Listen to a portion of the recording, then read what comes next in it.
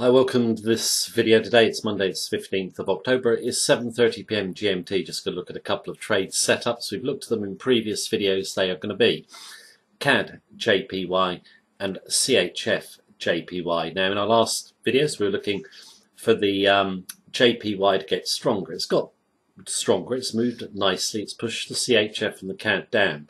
But in our view, this is just the start of a major move in the yen. So we think the move will continue. If you're interested in continuation trades, then I think, short positions in the CAD and the CHF look really good risk to reward. And obviously we'll look at the levels when I go to my charts. Now, in terms of the yen, just generally over the last year, it's been very, very bullish. We did Euro JPY yesterday and USD JPY. They're moving okay as well.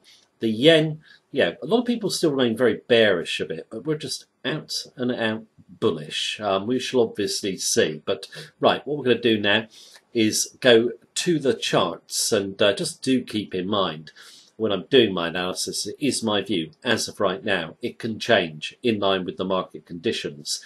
If you want all our trading techniques, our sentiment analysis and our technical analysis of 14 major Forex pairs daily, including the two we're going to look at, you can get live access to our member centre on the link beneath this video. Right, let's take a look at CADJPY first. Right, on the CADJPY, now in terms of drawing my levels on the chart, I'll do that in just a moment.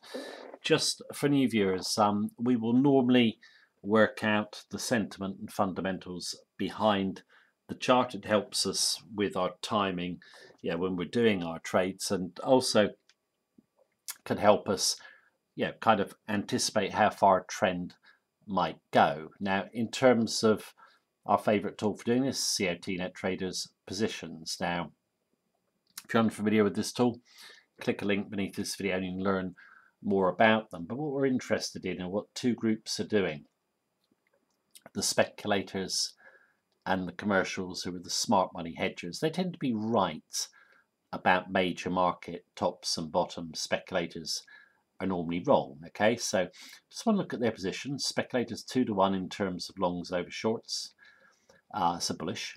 Commercials 3-1 in terms of shorts over longs.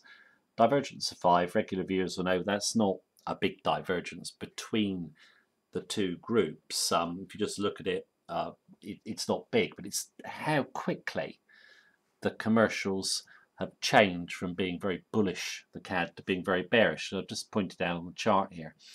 Down here, commercials heavily long, speculators were short. Get the rally up. Then here, into 87, the commercials go from long to short and speculators from short to long. Okay, so it's this level here where the commercials shed their long positions. Okay, you get this big spike up here, or big move up here, big blue and a gap. Now, in terms of just as a general point, JPY most oversold major in our view, CAD most overbought. Okay, I mentioned why the JPY is so bullish in the video I did at the weekend, so you can check that one out. Japanese yen is #1 safe haven. A lot of problems around in the world at the moment, nervousness, and that could give the yen a real boost. CAD very sensitive to risk. Any risk off, the CAD tends to fall, the yen will rise. Now, in terms of how we played this trade originally, when we spiked up here, sort of the NAFTA deal being agreed between the US and Canada, Canadian dollar rallied across the board. Okay, we were saying at the time it's kind of strange, the deal is not as good for Canada as the previous one, but the CAD rallies. Just emotional spike. We expected it to end, and when we crash into this number here, 89, which is also a weekly level, we're looking for the CAD to fall, but we want this round number to hold. Poke at the level there. Obviously we've got above it there. This one was the CAD that really interested us. It went straight through that tail, still finished bullish, but we just didn't think there'd be any more buying. So all we have to do is just do that, come through those two bodies, and then we're short. And yeah, what we thought would happen did happen. We came, sorry, I've just drawn a line in there. We did come down. We always want the 20-day moving average to break if we're looking for a big bearish trend, okay? 20-day moving average we use a lot, just for new viewers. It comes down, tries to hold it, then really breaks it. Now you've got 3 little indecision candles. Now, from our perspective, this is just the start of the trend, okay?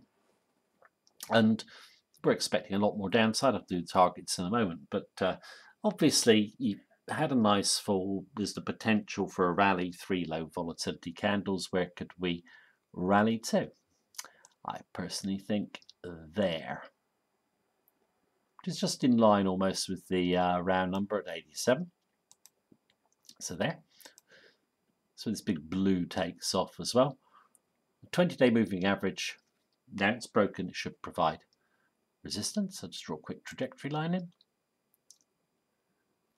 And if I put the trajectory in as well, you get a double trend line and you get the 20-day moving average, okay? Now, from our perspective, in a 88.60, we're trading around 86.20, so it's about 240 pips profit. We want to protect it, okay? So we're just coming down to 87.50. We think there's more downside to come, so we don't put our stop too close. I think if you're looking for a trend to continue, you basically want to keep your stop well back, okay? What would happen? Yeah, I mean, obviously you can sell her on the rally back to there. What if she doesn't rally and you wanted to get in? I wouldn't wait for much confirmation at all. You got 3 candles that's struggling to get higher. I simply just come through that double bottom there, probably 85.80, and then I would expect her to run. Now, I'd certainly expect her to run back to 84. Okay, but that's really my first target. I'm really looking. This is based upon the COT obviously, and our view of the yen being so oversold and the CAD being so overbought. I'm not going to go through all the fundamentals. I mentioned them in previous videos. That's the target. Okay, so about 500 pips lower than where we are now. And if you're coming in fresh to it, your stop doesn't need to be that wide, in my view. I just do not see that 20-day. Well, now I've said that, it'll probably get taken out. But I don't see the 20-day moving average and the double trend line resistance getting taken out at this moment in time, of course. Our stop 87.50. I like this trade. It was one of my favourite ones when I put it on. Still remains one of my favourite trades. Yeah, yen is just, I keep saying it, yen is just getting ready for such a big move.